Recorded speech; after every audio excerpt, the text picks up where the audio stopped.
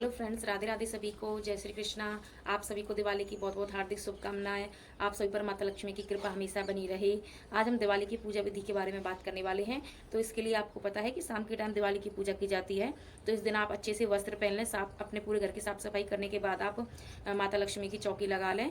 और इस प्रकार से माता लक्ष्मी की चौकी लगाने से पहले एक बार हाथ जरूर जोड़ लें कि हे माता लक्ष्मी, हम आपकी पूजा कर रहे हैं, हमसे जो भी गलती भूल बने हमको माफ़ करना।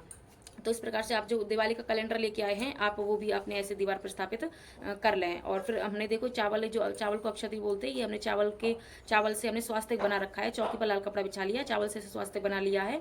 फिर हम जो धनतेरस पर जो लक्ष्मी जी और गणेश जी के जो हम मूर्तियाँ लेके आते हैं, तो या इन्हें हम या फूलों पर भी स्थापित कर सकते हैं, या हम अक्षत पर भी इनको रख सकते हैं।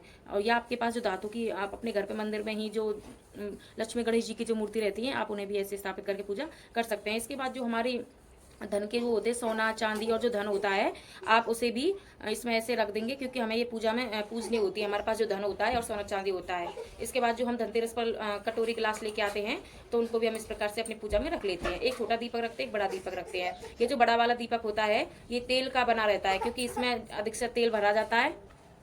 दीपक जो है तेल, इसमें अधिक तेल भरते हैं तथा इसमें बाती भी अच्छी खासी लंबी सी बनाई जाती है, जिससे ये हमारी रात भर जलती रहनी चाहिए। और ये दीपक आप बड़ा साइज का लीजिए, क्योंकि जो छोटा वाला होता है उसको तो आप कभी, लेकिन इसका दीपक का जो मुंह है वो हमें अपनी तरफ ही रखना होता है। बड़े वाले दीपक, छोटे वाले का आप कहीं भी रख सकते हैं, लेकिन बड़े वाले दीपक का मुंह हमेशा अपनी तरफ रखना चाहिए, क्योंकि जो हमने चावल का स्वास्थ्य बनाए हैं, इन पर रख करके अपनी हो। और हाँ, आप ये जल का छिड़काव देंगे पूजा के लिए। और इसको मैंने एक चीज़ और बताना है कि आप लक्ष्मी जी का जो पूजन करते हैं वो उत्तर दिशा की तरफ करना चाहिए, क्योंकि उत्तर दिशा लक्ष्मी जी को प्रिय मानी जाती है। तो इस प्रकार आप जल से छिड़काव कर ले पानी से। और फिर हम जो वस्त्र के रूप में कलावा समर्पित करते हैं, उसमें पहले इत्र लगा लें। इत्र के लगाने के बाद हम कलावा समर्पित ऐसे लक्ष्मी जी और गणेश जी, हम दोनों को ऐसे इत्र के लगाने के बाद हम कलावा समर्पित कर देते हैं।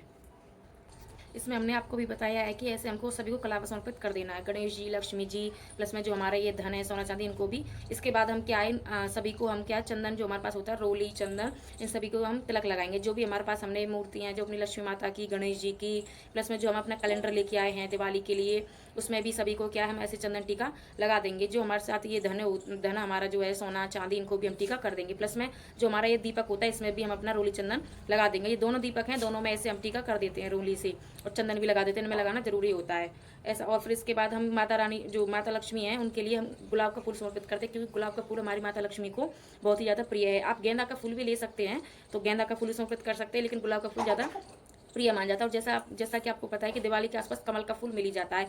ये माता लक्ष्मी को बहुत ही प्रिय माना गया है कमल का फूल। ज़्यादा नहीं तो आपको एक तो चढ़ा ही ना ही चाहिए। इसके बाद हम ऐसे धूप लेते हैं और माता लक्ष्मी को ऐसे पूजा करते हैं। फिर इसके बाद हम 7 धान्य लेते हैं। ये 7 प्रकार के अनाज होते हैं, आप 8 भी ले सकते हैं, लेकिन इसमें यह है कि जो 7 अनाज है, ये हमारे साबित होने चाहिए।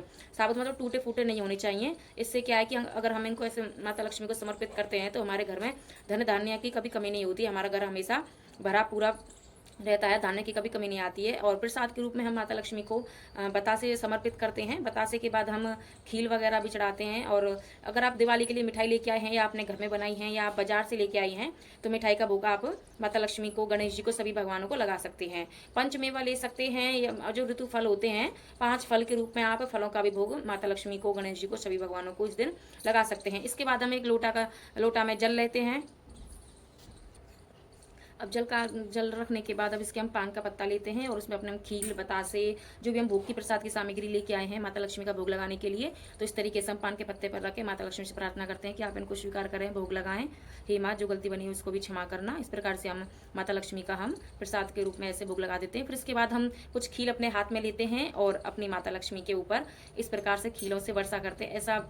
ऐसा मतलब मानने में बताते हैं कि ऐसे वर्षा करने से माता लक्ष्मी की कृपा हम पर सदा ऐसे बरसती रहती है, सदा हम पर माँ लक्ष्मी की कृपा बनी रहती है। इसके बाद हम अपना कपूर से भी आरती कर सकते हैं, या कोई अन्य दीपक से भी आप आरती इस प्रकार से माता लक्ष्मी की करते हैं।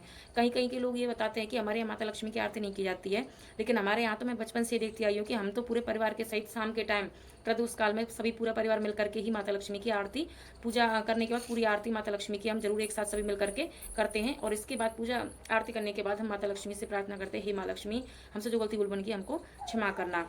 और जो हम पूजा करने के बाद हम दीपक भी जलाते हैं, आपको ये पता ही होगा, क्योंकि जब हम पूजा करते हैं तो ये ऐसे दीपक ऐसे मन से जाते हैं। ये दीपक आप तेल के भी जला सकती हैं, घी के भी जला सकती हैं, और इनको आप अगर पूरे घर में जला सकती हैं। इसके बाद हम एक झाड़ू लेके आते हैं। सभी को ज़्यादातर पता ही रहता है कि धनतेरस वाले दिन आप लोग झाड़ू लेकर के आते हैं। तो झाड़ू क्या है, माता लक्ष्मी का ही स्वरूप माना जाता है। तो अभी पूजा के समय में हम झाड़ू को भी, जैसे हमने माता लक्ष्मी की पूजा की है, उसी प्रकार हम झाड़ू की भी पूजा करते हैं। जैसे जल के छींटा लगाते हैं, चंदन टीका वगैरह लगाते हैं, तो इस प्रकार से झाड़ू की भी हम पूजा करते हैं। फिर इसके बाद हम अपने हाथ में थोड़ा सा जल लेकर के ऐसे आंच बनकर माता लक्ष्मी के ऊपर कर ऐसे उसार के माता लक्ष्मी से हाथ जोड़ते, हे माँ लक्ष्मी हमारी पूजा को स्वीकार करना। इस पूजा विधि में हमसे जो गलती भूल बनी हो हमको क्षमा करना, और हमारे परिवार पर सदैव अपनी कृपा बनाए रखना, हे माँ। और ये माता लक्ष्मी की पूजा शाम के टाइम प्रदोष काल में पूरे परिवार के सहित करनी चाहिए।